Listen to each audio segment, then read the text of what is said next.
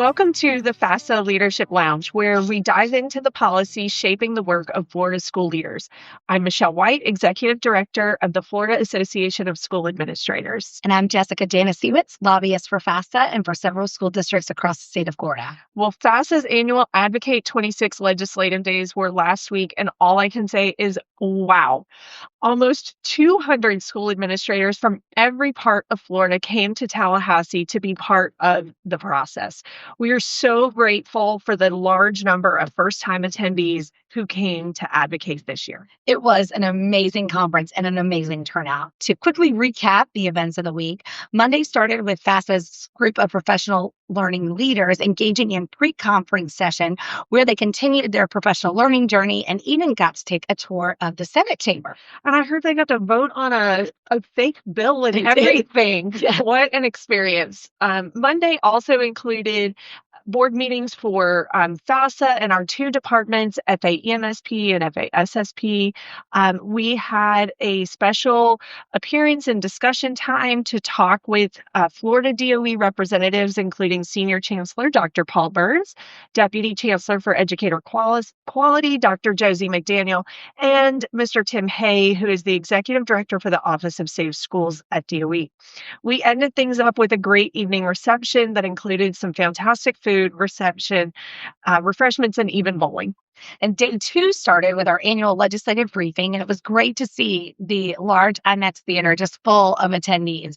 We enjoyed welcome messages from FASA President Chad Frazier and Legislative Committee Chair Dr. Jen Halter. And later on, the attendees got to listen to Steve Vancor from Vancor Jones Communication to talk about millage rates and property taxes and those types of referendum and how they will affect the future of Florida. It was definitely a different experience for our members to be able to talk about some of the things that would be on ballots in the future and how the polling all works. Yeah. So after those morning meetings, our attendees were ready to make and take on the Capitol for visits with their legislators.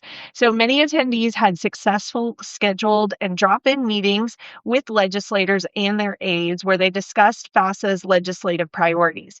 We ended the night with a reception in downtown Tallahassee where our attendees shared stories from the day and mingled with legislators as they left the Capitol building. If you missed this year's Advocate Conference, please make sure to join us next year in January for Advocate 27. Yes, please be here. And Advocate wasn't the only thing going on in Tallahassee this week. It was extremely busy in the Capitol with countless numbers of groups having their day. And yes, the legislature also had a full committee schedule of hearing bills. So let's start with the big one, House Bill 1071, entitled Education. Yep, the first of the infamous train bills for the year. Ready or not, here it comes. As we discussed in the past, a train bill is one with a very simple and non-specific title, and it passes through committees and the floor, and it'll be amended usually many times with different priorities relating to that general topic. Yes, this bill started out big and is likely to get bigger as it makes its journey. So the way the bill starts is education. It revises provisions relating to K-12 expenditures, school districts, charter schools, lab schools, EpiPen use in public and private schools, school attendance, BBK program, school readiness program, early learning coalitions, gold seal quality program, required instruction, high school equivalency diplomas, law enforcement on school campuses, comprehensive mathematics instruction, parental consent to opt out of specific instruction, instructional materials, educator certifications, and state requirements for educational facilities. Whew! Whew! Everything but the kitchen sink. That's right. And it sounds clear. Yeah. Yeah. So only one issue there.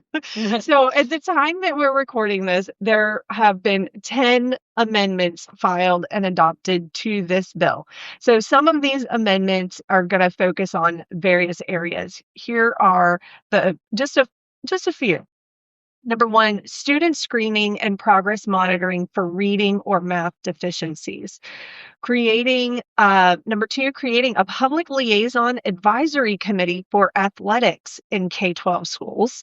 Number three, cooperation with law enforcement on school visits.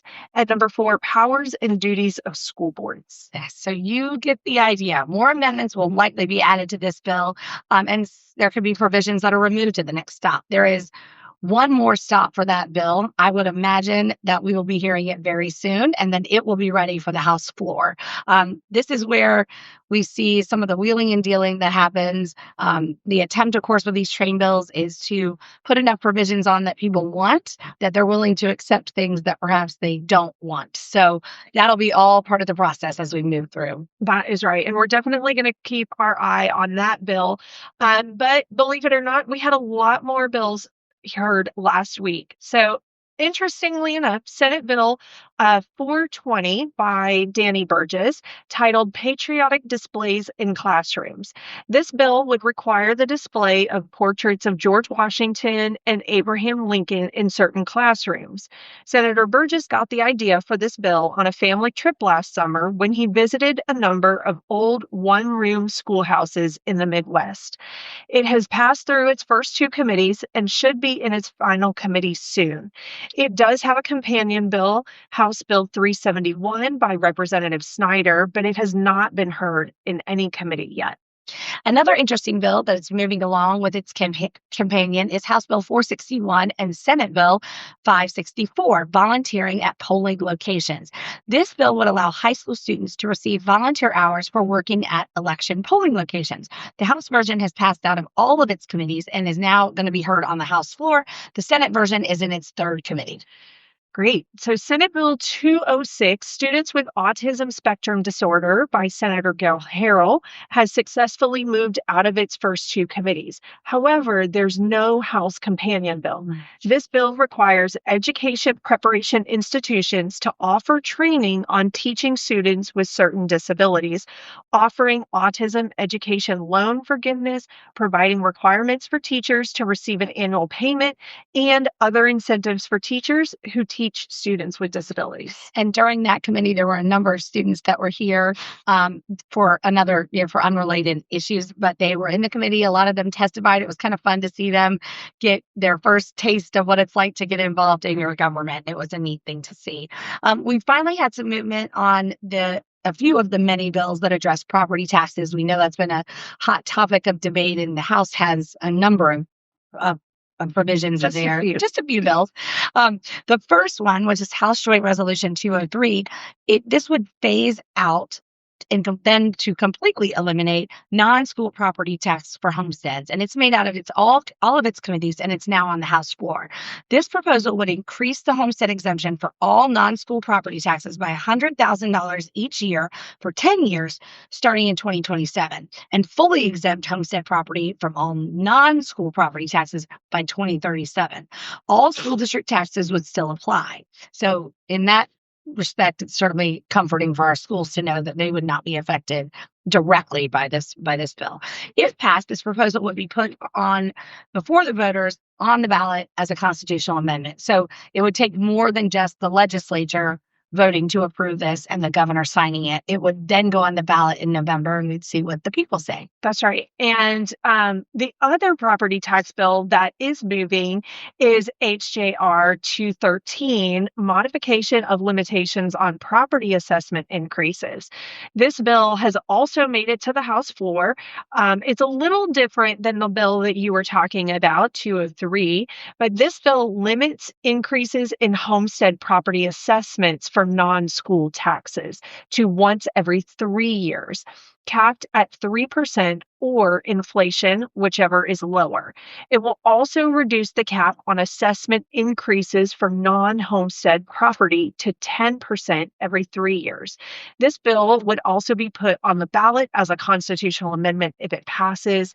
And the way most of these bills are also written, it would not overly impact our first responders as well. So they are still prioritizing both our schools and first responders as they try to handle this situation. That's right. That's right. So we'll see. It'll be interesting to see what the Senate does. You know, the House has been moving on a number of their proposals. Still nothing really moving in the Senate just yet. But of course, we're in week 4 and there are 9. So there's still time. Ways to go. Ways to go. A few more bills that passed out of the House Education Administration Subcommittee on last Thursday. One of them is House Bill 157 by Representative Hiddenston. This is a school teacher training and mentoring program. The bill would establish a teacher training and mentoring program within the DOE and authorize an award of stipends for the mentors. So Representative Christine Hunchofsky has House Bill 753, school counselors, and it passed out of that committee as well. This bill requires the evaluation criteria for certified school counselors to be based on specific standards and provides that persons seeking employment as school counselors are exempt from specified educator certification requirements. The last bill in education administration that was successfully heard last week was House Bill 1073, school districts, from Representative Tracy Koster. The bill provides district school boards to have the power to approve an additional attorney to be employed by a school district. All three of these bills will be moving on to their next committee. That's right. And Florida also made news last week when Governor DeSantis announced that we would be opting in to the Federal Education Freedom Tax Credit, which is part of the president's One Big Beautiful Bill Act. The press release from the governor says that this tax credit is an opportunity to further support education freedom. Starting on January 1st, 2027, Florida taxpayers will have the opportunity to receive a tax credit of up to $1,700 per year for contributing to the program, which assists K-12 students with educational expenses. There have been some discussion about whether or not we hadn't heard from the governor if we were going to participate in that. So we found out that, in fact, Florida is going to. Absolutely. So it's really interesting, and we'll see how it all comes together and how it works in a little less than a year from now. Yeah. But we want to share some amazing and great news specifically for two of our FASA members. First and foremost, we want to say congratulations to Ryan Chase from Sarasota High School for being named as the 2026 NASSP Florida High School Principal of the Year. Ryan has been with Sarasota County Schools since 2013, where he was asked about his why. He said, "The one thing when I got here that I thought was most important was to understand that Sarasota High was already a great place." And he said, too, "I think what I wanted to really bring to the table here was to build a culture that was focused on taking Sarasota High, though, to the next level. And I want our team to earn its spot in being the number one option for education in this area."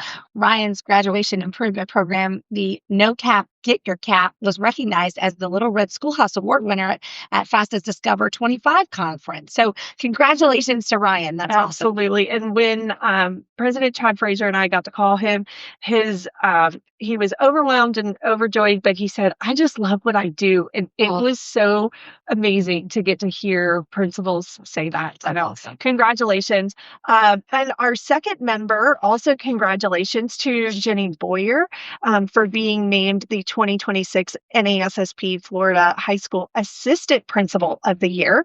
Jenny is the Assistant Principal of Coral Springs Charter School, and she has served in her position for the past 10 years and believes that empowering students and adults to lead is one of the most effective ways to strengthen learning, engagement, and overall school well-being. She says that leadership is not a position, it's a practice.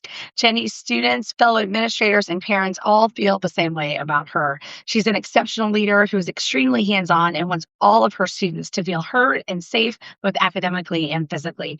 A parent of two students who've attended Coral Springs Charter have referred to Jenny as the anchor and the rock of CSC for years. The parent says that without Ms. Boyer, her son would not be a current student at UCF, and her daughter would not be the well-adjusted ninth grader that she is. So congratulations, Jenny. We are proud of you. That is right. And both of these leaders will be recognized by NASSP in April in DC, and then, of course, at the FASA Discover 26 conference, which brings us to the end of this episode. We have covered a lot.